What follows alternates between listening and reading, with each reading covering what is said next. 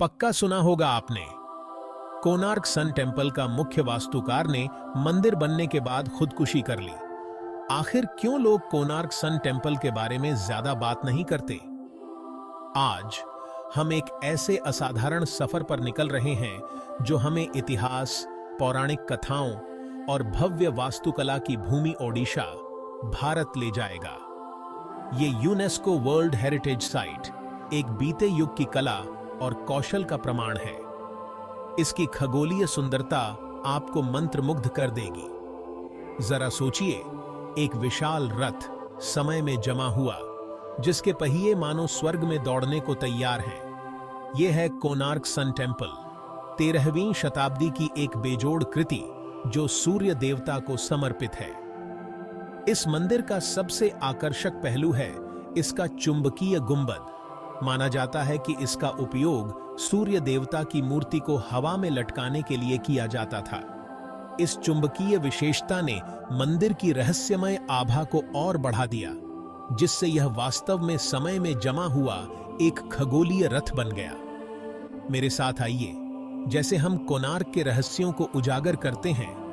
एक ऐसी जगह है जहां आस्था कला से मिलती है और जहां इतिहास एक गौरवशाली अतीत की कहानियां कहता है। जरा सोचिए, एक विशाल रथ 24 पहियों वाला, जिसे 7 शक्तिशाली घोड़े खींच रहे हैं। यह किसी पौराणिक कथा का दृश्य नहीं है, बल्कि कोणार्क सन टेम्पल का सार है। मंदिर का डिजाइन आकाश में सूर्य को ले जाने वाले सूर्य के खगोलीय रथ के सार को शानदार ढंग से दर्शाता है।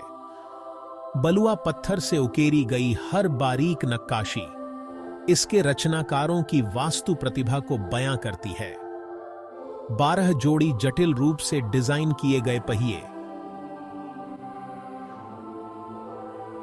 हिंदू कैलेंडर के 12 महीनों का प्रतिनिधित्व करते हुए आधार को सुशोभित करते हैं। प्रत्येक पहिया अपने आप में एक चमत्कार है, जो प्रतीकात्मक रूपांकनों और जटिल नक्काशी से सजा है, जो जीवन, ब्रह्मांड और आध्यात्मिकता के किस्से बयां करते हैं। मंदिर मूल रूप से सोने से ढका हुआ था। क्या आप उस नजारे की कल्पना कर सकते हैं? यह सूरज के नीचे चमकता होगा, चमक का एक प्रकाश स्तंभ जो मीलों तक दिखाई देता होगा। दुख की बात है कि समय और उथल-पुथल ने इसकी सुनहरी चमक छीन ली है। फिर भी मंदिर की भव्यता कम नहीं हुई है। यह आज भी इसे देखने वालों को विस्मित करता है। कोणार्क सन टेम्पल वास्तुकला का एक अद्भुत नमूना है और साथ ही किंवदंतियों का खजाना भी। पीढ़ियों से सुनाई जाती कहानियां। एक कहानी मंदिर के निर्माण के बारे में है। मुख्य वास्तुकार बिशु महाराणा को एक असंभव चुनौती का सामना करना पड़ा। मुख्य शिखर को स्थापित करना असंभव लग रहा था। बिशु के बेटे धर्मपाद आगे आए। उन्होंने शिखर को सुरक्षित किया और मंदिर की विरासत में अपना नाम दर्ज कराया। चुनौतियों से घिरे बिशु महाराणा ने मंदिर के पूरा होने के बाद अपनी जान दे दी। हमारे सफर के अगले पड़ाव में आपका स्वागत है, a legacy preserved. Konark sun temple समय की कसौटी पर खरा उतरा है।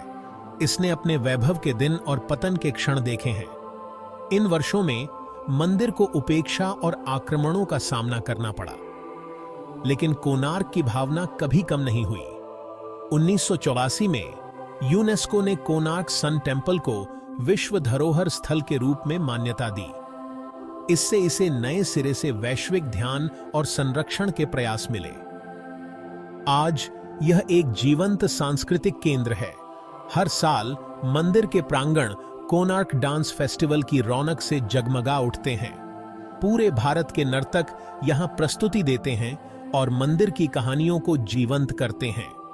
यह फेस्टिवल भारत की समृद्ध कलात्मक विरासत का उत्सव है। 5वां भाग, Konark, a journey to remember.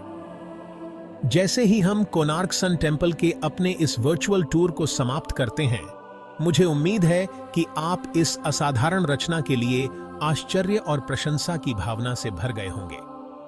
हमने समय के साथ यात्रा की, इसकी वास्तुशिल्प प्रतिभा को निहारा, इसकी रहस्यमय कहानियों में उतरे और इसके ऐतिहासिक महत्व का पता लगाया।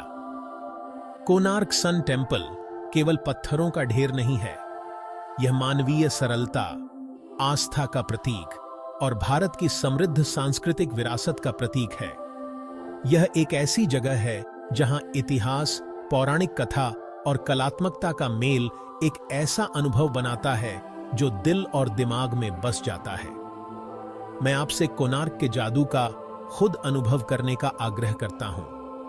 इसके पवित्र मैदान में घूमें, अपने पैरों के नीचे इतिहास का भार महसूस करें और इसके पत्थरों के माध्यम से फुसफुसाती कहानियों को आपको एक बीते युग में ले जाने दें, क्योंकि ओडिशा के हृदय में सूर्य देवता का रथ प्रतीक्षा कर रहा है, समय में जमा हुआ उन लोगों के साथ अपने रहस्य साझा करने के लिए तैयार है जो सुनने की हिम्मत करते हैं। अगर आपको कोणार्क सन टेम्पल के माध्यम से यह यात्रा पसंद आई, तो ऐसे ही और आकर्षक अन्वेषणों के लिए हमारे चैनल को सब्सक्राइब करना न भूलें। खोज करते रहें, प्रश्न करते रहें और सितारों को देखते रहें।